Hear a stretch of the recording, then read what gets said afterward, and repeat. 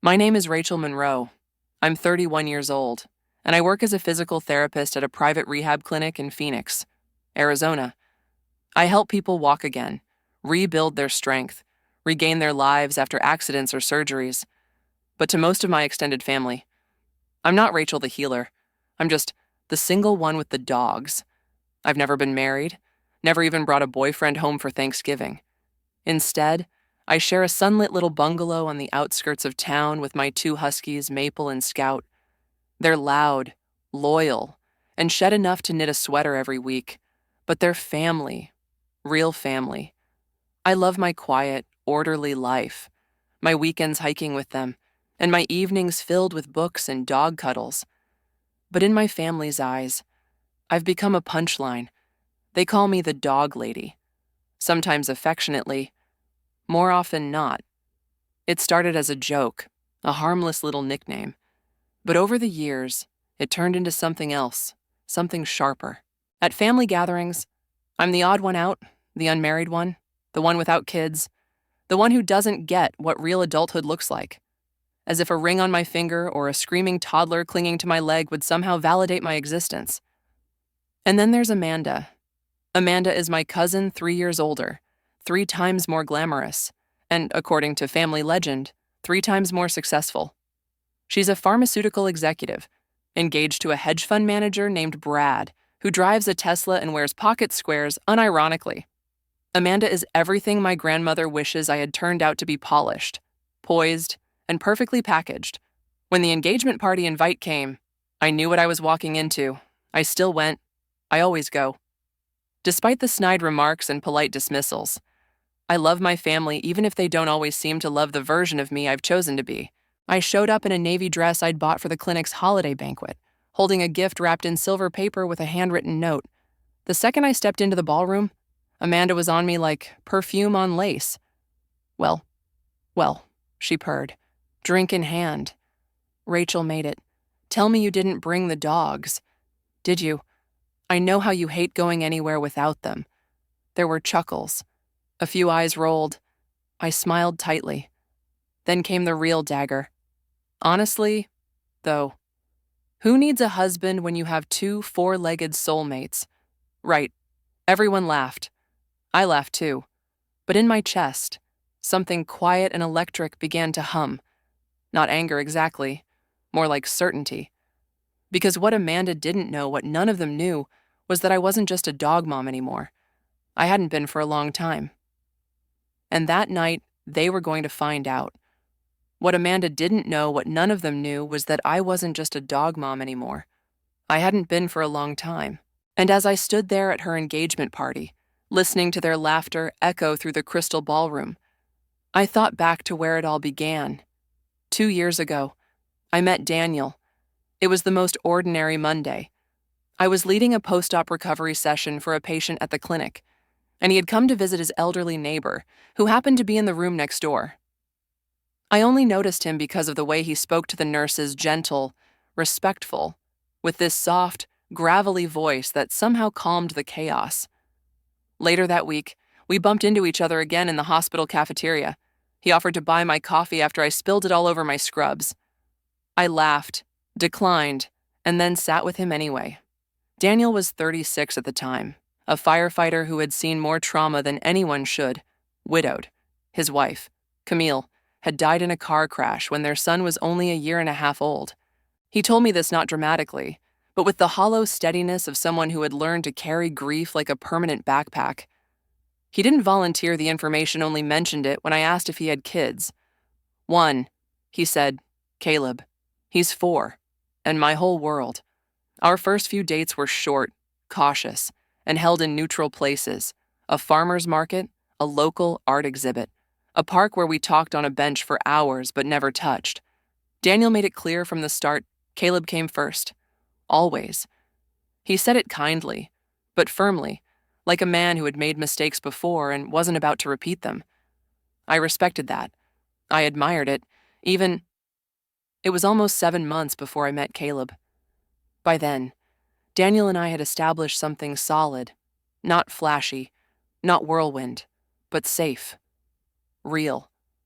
And when he finally asked if I'd be willing to meet his son, I felt something tighten in my chest. Not fear exactly. Something closer to awe. Something. Like being invited into a world I'd only ever seen through glass. We met at a science museum on a sunny Saturday in downtown Phoenix. Caleb was shy at first. He clung to Daniel's jeans and peeked at me from behind his dad's leg like I was some strange cartoon character brought to life. I crouched down and said hi. He said nothing. But then he spotted my keychain, one shaped like a fire truck, and his eyes lit up. "You like fire trucks?" I asked. He nodded. "My friend gave me that one." I told him. "His name is Blaze." That was it. The beginning. For the next 3 hours, we explored the museum like teammates on a mission. We pushed buttons on sound exhibits, crawled through tunnels, and built structures out of foam blocks. At one point, he turned to me, wide-eyed, and asked, "Do you know how to play superhero chase?" "I'm amazing at superhero chase," I said, with mock seriousness. From that day forward, Caleb was glued to me like Velcro. And surprisingly, I didn't mind. I found myself thinking about him when I walked past the toy aisle at the store. I started Googling child-friendly recipes. I made a Caleb drawer in my kitchen filled with crayons, sticker books, and the weird little plastic things kids hoard for reasons adults will never understand. He called me Miss Rachel at first, then Ray Ray. Then, one night, when Daniel was on a night shift and I was helping Caleb brush his teeth after a bath, he looked up at me with his foamy little grin and said, "Mama Ray, can I bring Scout to school tomorrow?" I froze. Mama Ray. He said it like it had always been my name. I didn't correct him. Later, I told Daniel about it. He was quiet for a while, then said, "You can tell him whatever you're comfortable with. But just so you know, he doesn't use that word lightly." From there, it was gradual but certain. Caleb saw me as a mother figure long before I ever dared let myself believe I was one. I didn't carry him for 9 months. I didn't choose his name or rock him to sleep as a baby. But I was the one he ran to when he scraped his knee. The one who made pancakes into dinosaur shapes on Sunday mornings. The one who learned all the characters from Paw Patrol so we could reenact scenes in the living room. And slowly, without planning to, I fell in love with the boy who called me Mama Ray. That's the truth Amanda didn't know. While she was collecting wedding catalogs and ring selfies, I was learning how to braid hair, pack lunch boxes, and sneak vegetables into pasta sauce. While she was mocking my dog mom lifestyle, I was standing in the dark hallway outside Caleb's room, listening to him breathe and feeling a love so fierce it terrified me. I didn't need to announce it to the world to make it real. I didn't need applause or approval. But soon, they were going to see for themselves. I wasn't just playing house. I had built one. They were going to see for themselves. I wasn't just playing house. I had built one. Quietly, deliberately, with my own hands and heart. And for the past year, that house had been real in every way that mattered. After nearly 12 months of dating, Daniel and I made the decision to move in together. It wasn't rushed. It wasn't romanticized. It was the result of many late-night talks, budget spreadsheets, and honest conversations about parenting, routines, and boundaries. Caleb was part of those conversations, too, in his own way. He'd curl up between us on the couch, munching goldfish crackers and announcing things like, "Mama Ray should have a toothbrush here. She lives here kinda already." So we made it official. I packed up my little bungalow every throw pillow, every book, every dog toy, and moved into Daniel's house on the southern edge of Tempe. It was a modest 2-story with a big backyard and creaky floors that echoed when the dogs chased Caleb down the hall. The first night there, we all slept in the same bed, Scout curled at the foot, Maple snoring by the door. Caleb between us like a human furnace. It felt like home, but we didn't tell anyone. At least, not my side of the family. It wasn't that I was ashamed. Far from it. I loved what we had built, loved it so much. In fact, that I was terrified of letting outside voices in. My family wasn't cruel, but they were invasive. Judgmental in that polite, Midwestern way where every question sounded like small talk but landed like an interrogation. When are you going to settle down, Rachel? Don't you want kids before it's too late? Still just the dogs? Huh, Amanda, especially, had a way of making her words feel like velvet-wrapped knives. She'd always been competitive in the most exhausting way. Promoted first, engaged first, bought a house with more bathrooms than people. She once referred to my apartment as quaint and my dating life as experimental. So, no, I wasn't ready to hand over something this sacred to the likes of Amanda. Daniel understood completely. "We don't owe them anything," he said one night, his hand in mine while we watched Caleb build a pillow fort. "This is ours. We decide when to share it." Still, I knew it couldn't stay hidden forever, especially when Caleb started talking about me at school. His preschool teacher mentioned it casually during pickup one afternoon. "He talks about you constantly," she said, smiling. "He even drew a family picture last week. There was you, Daniel, himself, and 2 dogs. You had the biggest smile." I kept the drawing, folded gently in my journal, a little sun in the upper corner and my hair colored in with crayon stripes of red and gold.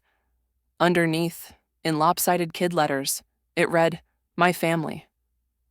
That was the moment I realized we weren't just a family in feeling, we were a family in Caleb's eyes, in his world, and that made it real in a way no wedding ring or legal document ever could. Daniel and I started talking more seriously after that about adoption, about marriage, about what it would look like to finally introduce ourselves to the rest of my family as the people we actually were. Not the single dog lady and her firefighter boyfriend, but a mother, a father, and their son. At first, we thought maybe a dinner, something small.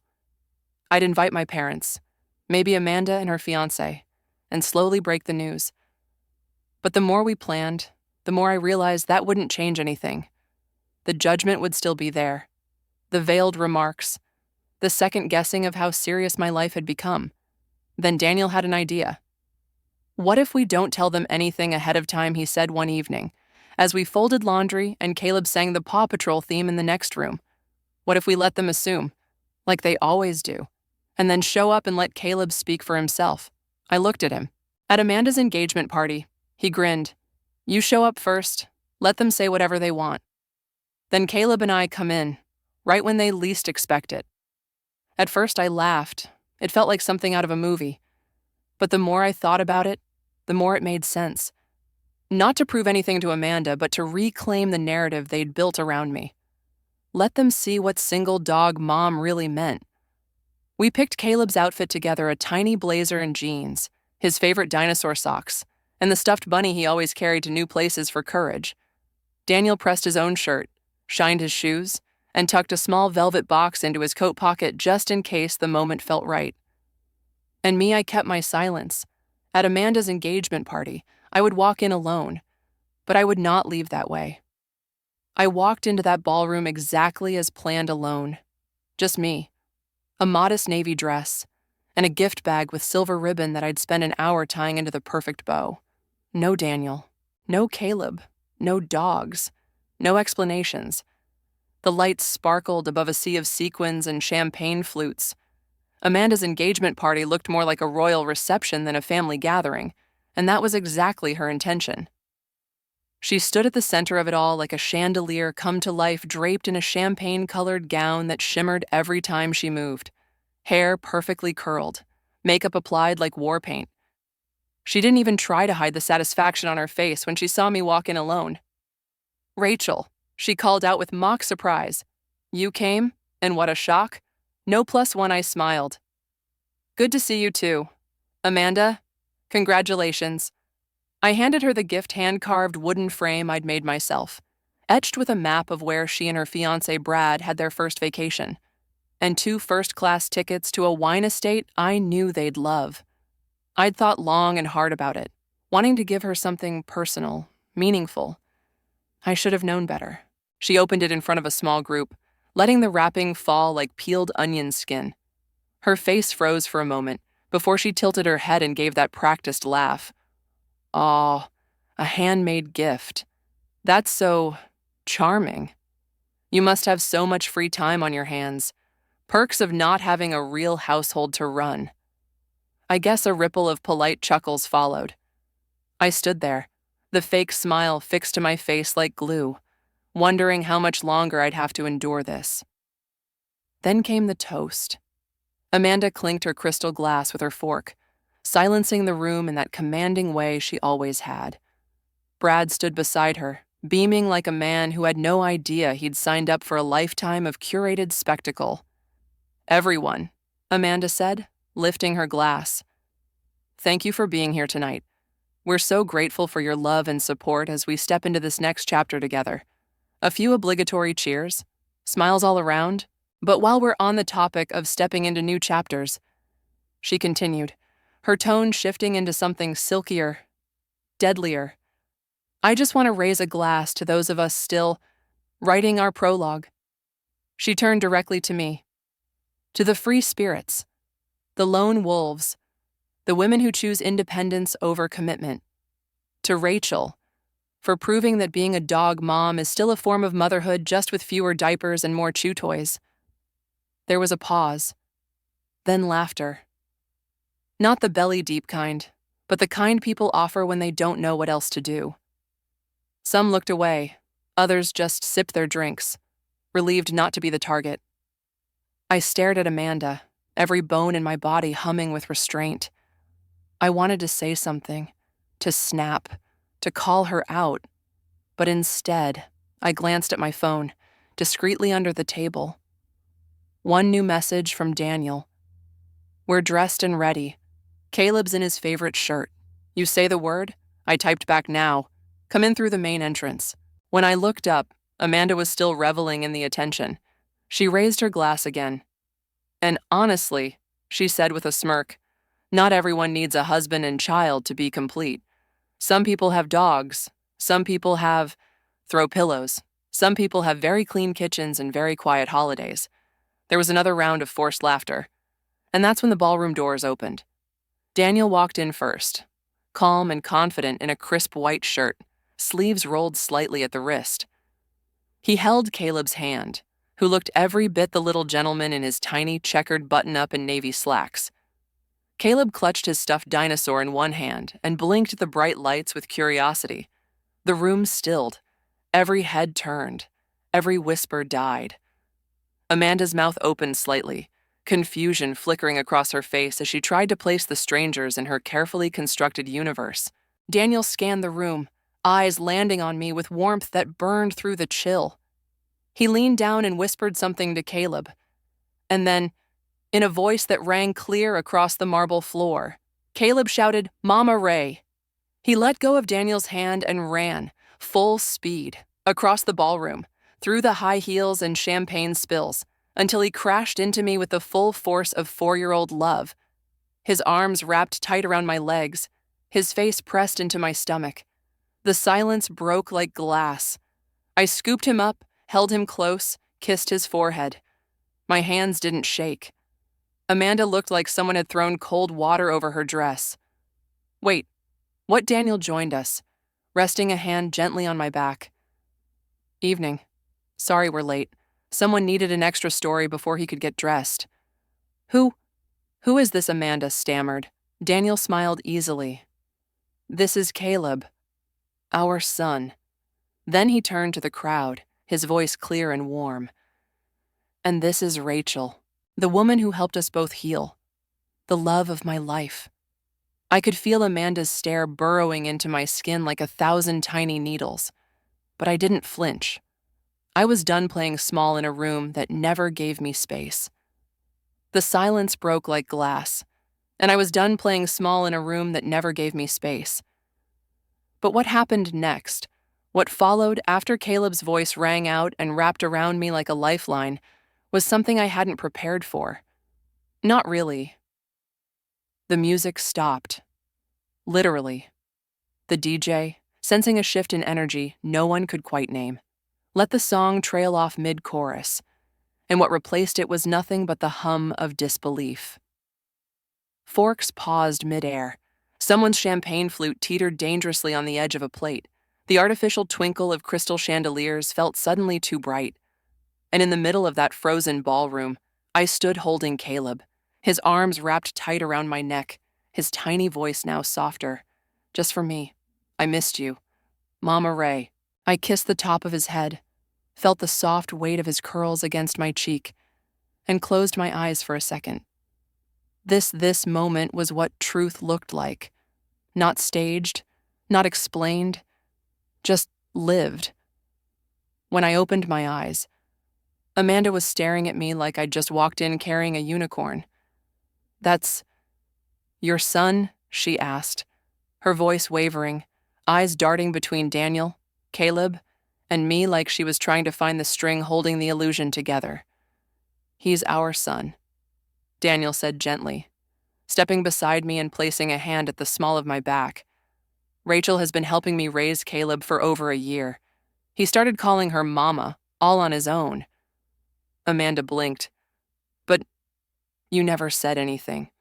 "No," I said, adjusting Caleb in my arms, "because I didn't owe you a broadcast, and because some people deserve to be protected before they're paraded."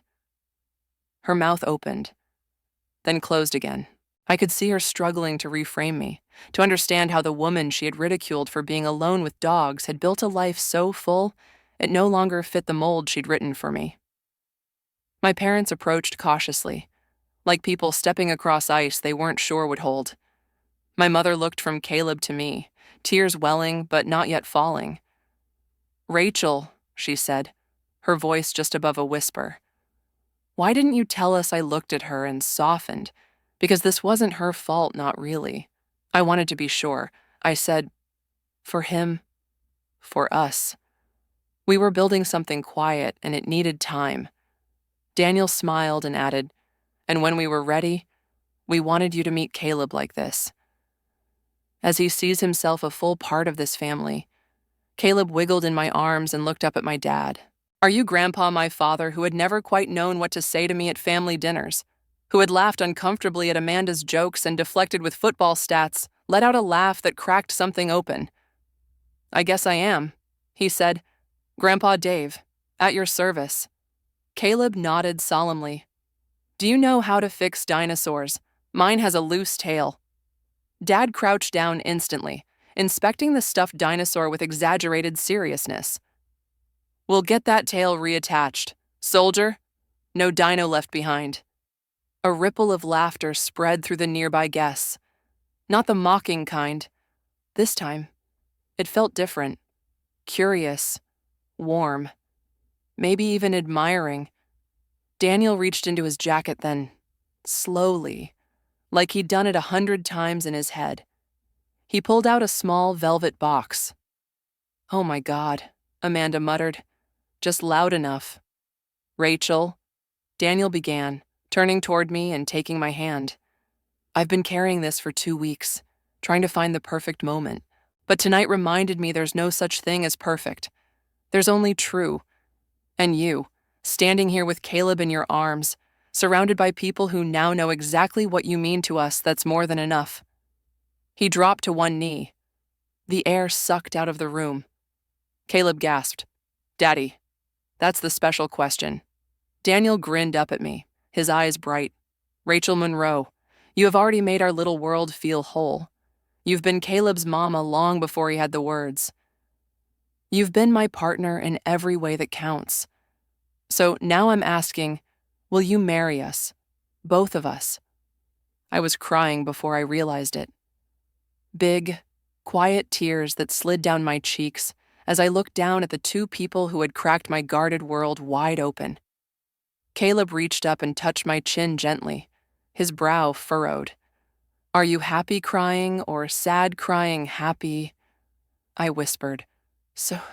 So happy." "Okay," he said. "Then say yes already." Everyone laughed, and through the blur, I nodded. "Yes," I said, 1,000 times. "Yes." Daniel slipped the ring on my finger. Vintage, delicate, something I would have chosen myself. The room erupted in applause, and Caleb jumped up and down yelling, "We're getting a wedding. We're getting a wedding." I saw Amanda across the room, her face unreadable. For a second, I thought she might leave, but then she stepped forward, slowly, wine glass forgotten, heels sinking slightly into the plush carpet. "I don't know what to say," she said, eyes on me.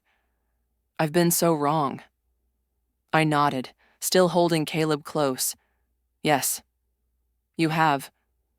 She blinked, and for the first time in years, she looked human, not polished, not composed.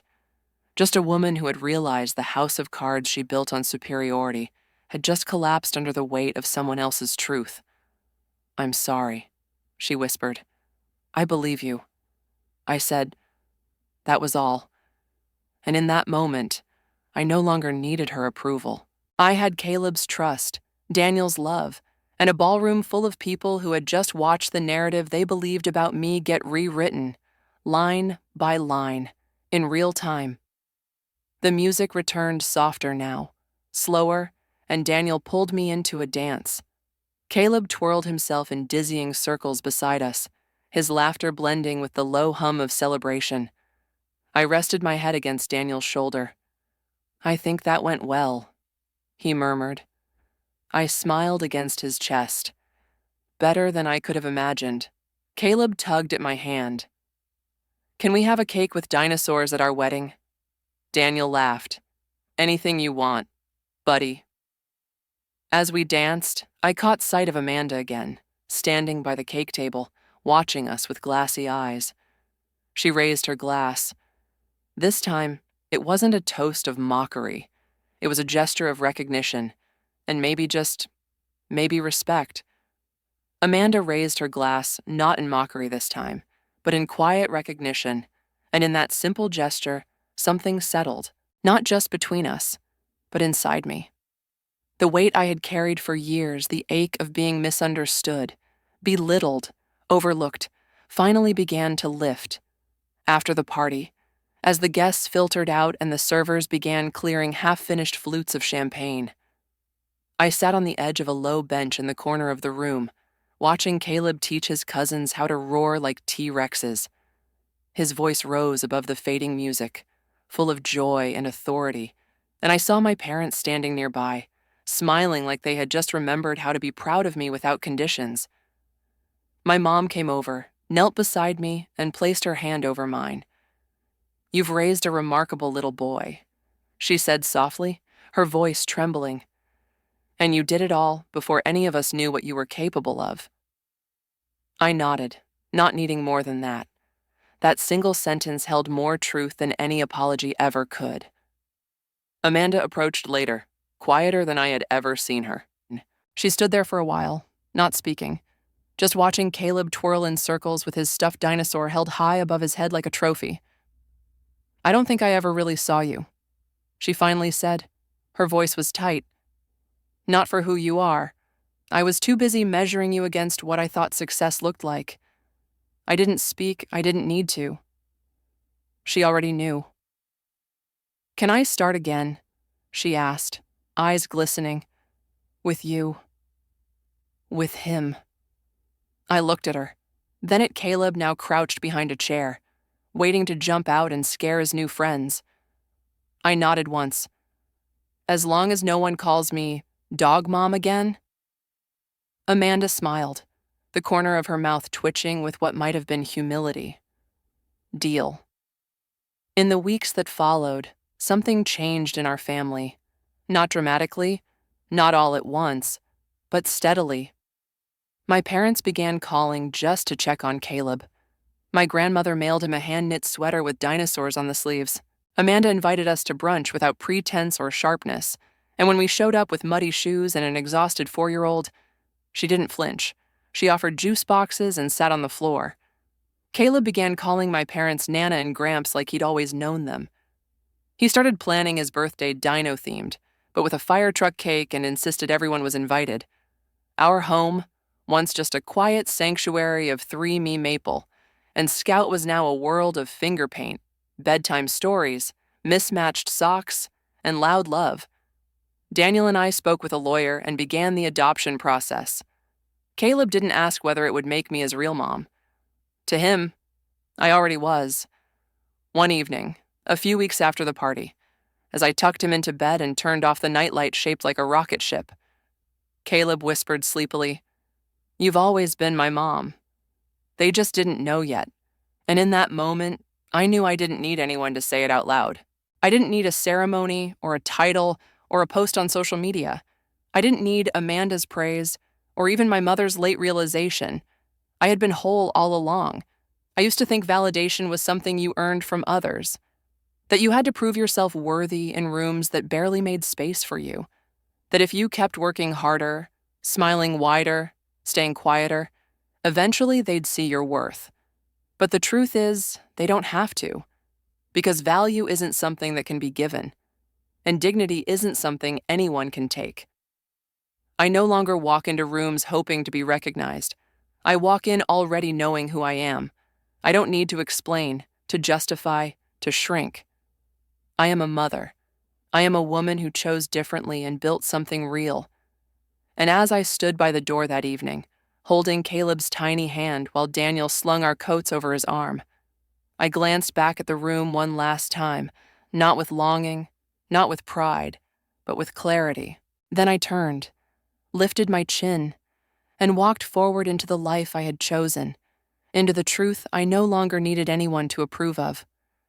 The door clicked shut behind me, and I didn't look back.